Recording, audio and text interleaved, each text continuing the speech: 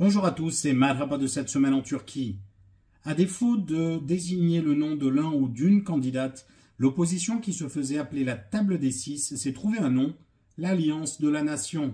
À l'heure actuelle, 3 alliances sont déclarées. L'Alliance du peuple avec Erdogan et le MHP de Devlet Bahçeli, l'Alliance de la Nation qui regroupe les kémalistes du CHP et des partis de droite nationalistes et islamistes, et le bloc de gauche autour du HDP et du type qui s'appelle l'Alliance du travail et de la liberté. L'opposition regroupée autour du CHP, du İYİ Parti, du Gelecek, du DEVA, du Saadet et du Parti démocrate a décidé de reprendre le nom de la coalition victorieuse des élections municipales à Ankara et à Istanbul, à savoir l'Alliance de la Nation.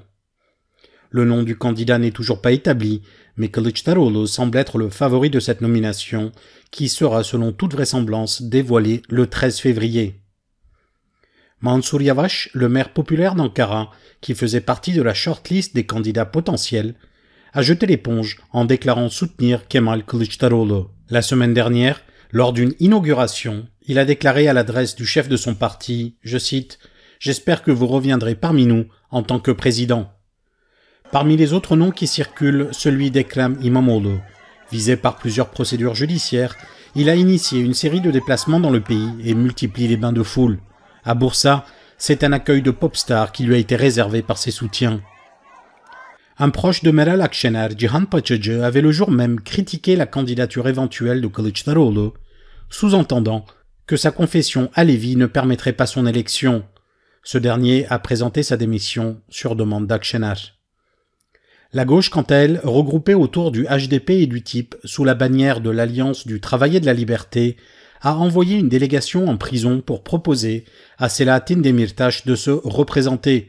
Ce dernier a décliné pour, je cite, des raisons judiciaires, mais a assuré son soutien au candidat présenté par son ancien parti.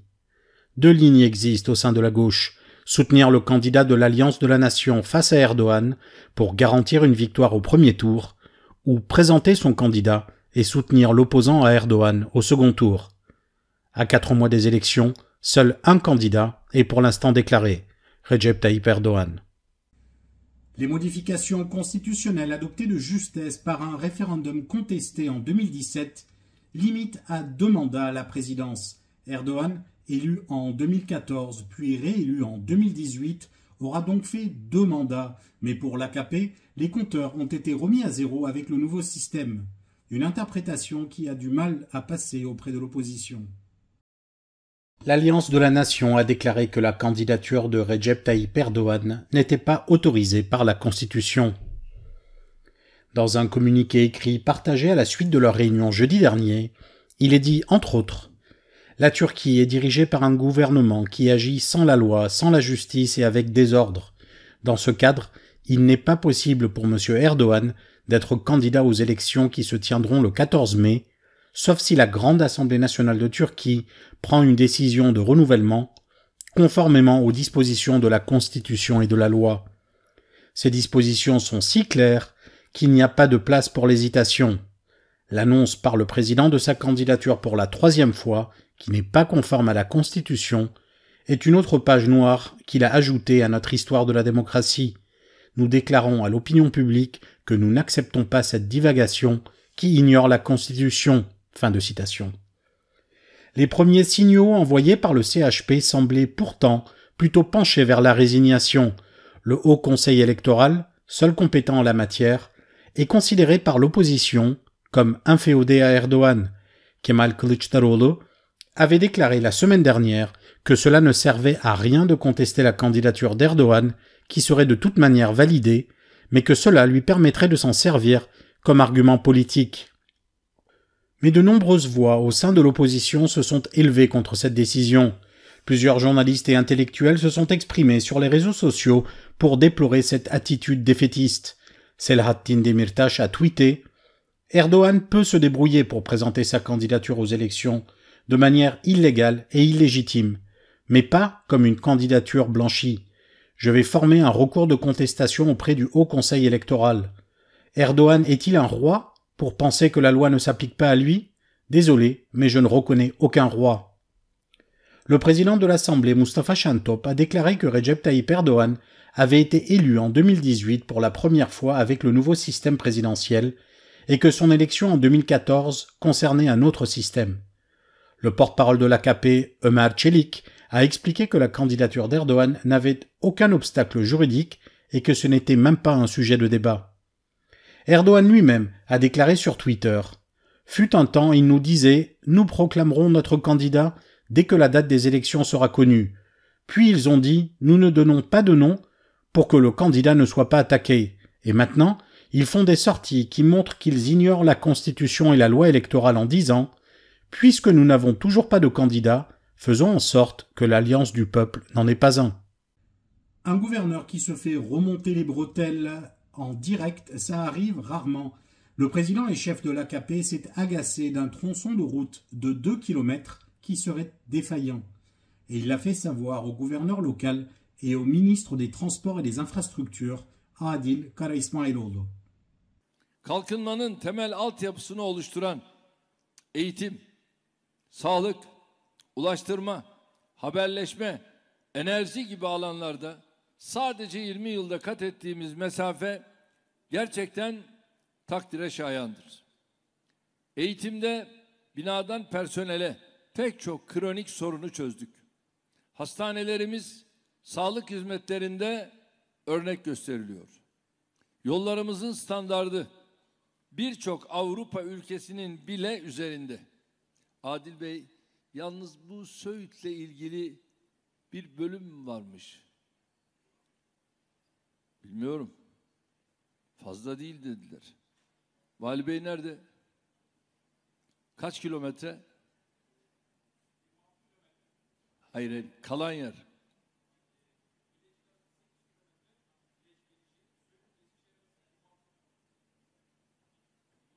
Ya bunlar bozuk olan yerler mi?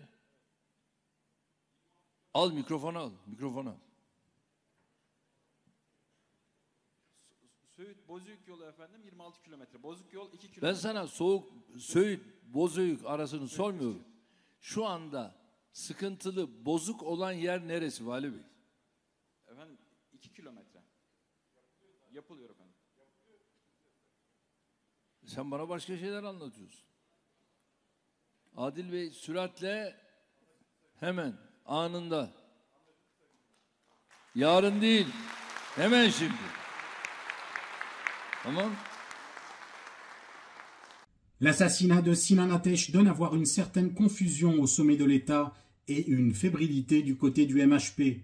Entre procureurs qui viennent et qui partent en congé, des suspects relâchés puis réinterpellés, le dossier qui mêle trafiquants de drogue, policiers des forces spéciales et politiciens du MHP continue de défrayer la chronique.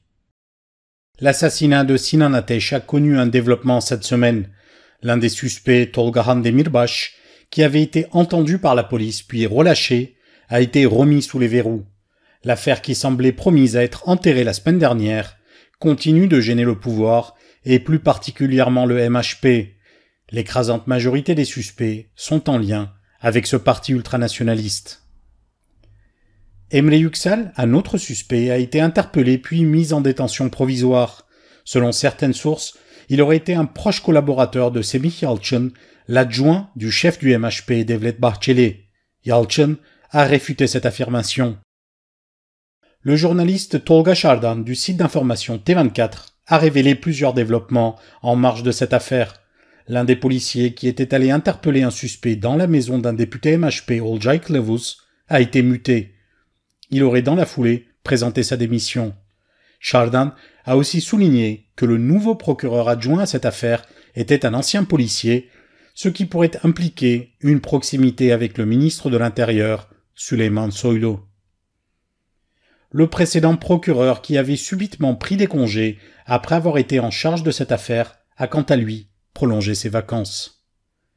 Le MHP se montre fébrile concernant la moindre question sur son implication dans cet assassinat. Une journaliste de Voice of America, Yıldız Yazıcıoğlu, qui a tenté de poser une question à Bahçeli sur les accusations qui pèsent sur son parti, a été violemment poussée par son entourage devant les caméras. Le leader d'extrême droite a répondu « Occupe-toi de tes affaires, avant de continuer sa route. La famille de Sinan Ateş, par la voix de son épouse, a publié un long message sur les réseaux sociaux en pointant Semih Yalçın comme suspect. En le critiquant sans le nommer, après que Yalçın ait évoqué Sinan Ateş, l'épouse de la victime a dit entre autres « Nous ne sommes pas aveugles, nous ne sommes pas sourds, nous ne sommes pas muets. Nous espérons que 40 jours après sa mort, toute la lumière sera faite sur cet assassinat. Et là, quand tout sera mis à jour avec les preuves, on comprendra mieux pourquoi est-ce que ce type de déclarations ont été faites. » Les répercussions de la manifestation d'extrême droite organisée par Rasmus Paludan qui a brûlé un Coran à Stockholm puis à Copenhague continuent sous une autre forme.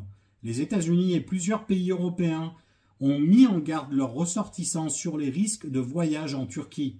Le ministère des Affaires étrangères de Turquie en a fait de même pour l'Europe et les États-Unis. Les répercussions de l'autodafé du Coran devant l'ambassade de Turquie à Stockholm continuent.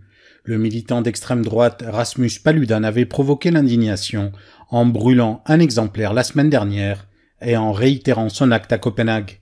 Devant les nombreuses protestations de différents groupes, les États-Unis, l'Espagne, la Belgique, l'Italie et la Suède ont mis en garde leurs concitoyens, les appelant à faire preuve de vigilance face aux risques terroristes en Turquie. Le Quai d'Orsay en a fait de même en disant « Les Français résidant ou de passage en Turquie sont appelés à faire preuve de vigilance maximale, tout particulièrement dans les lieux de rassemblement susceptibles d'être fréquentés par des ressortissants étrangers, y compris dans les lieux de culte. » Ces mises en garde ont provoqué la réplique d'Ankara. Le ministère des Affaires étrangères turc a publié une mise en garde à l'adresse des voyageurs ou des résidents turcs en Europe et aux États-Unis.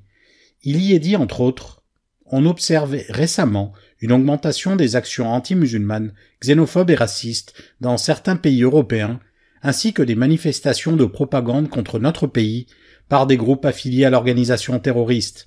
Ces développements, qui reflètent les dimensions dangereuses de l'intolérance et de la haine religieuse en Europe, révèlent clairement le niveau alarmant atteint par les mouvements racistes et discriminatoires en Europe. Les citoyens vivant ou prévoyant de se rendre dans des pays où de telles actions ont lieu doivent être prudents, rester à l'écart des zones où les manifestations peuvent s'intensifier, agir calmement face à d'éventuels harcèlements et attaques xénophobes et racistes et s'adresser aux forces de sécurité locales. La mise en garde est accompagnée d'un numéro de téléphone à contacter en cas de problème. Un autre communiqué concerne les États-Unis et souligne les dangers éventuels pouvant être provoqués par les émeutes raciales autour de la mort de Tyre Nichols à Memphis. Le communiqué se termine par le même numéro de téléphone. La Suède, d'où est partie la discorde, a quant à elle annoncé qu'elle mettait en pause son processus d'adhésion à l'OTAN. Merci à tous de nous avoir suivis et à la semaine prochaine.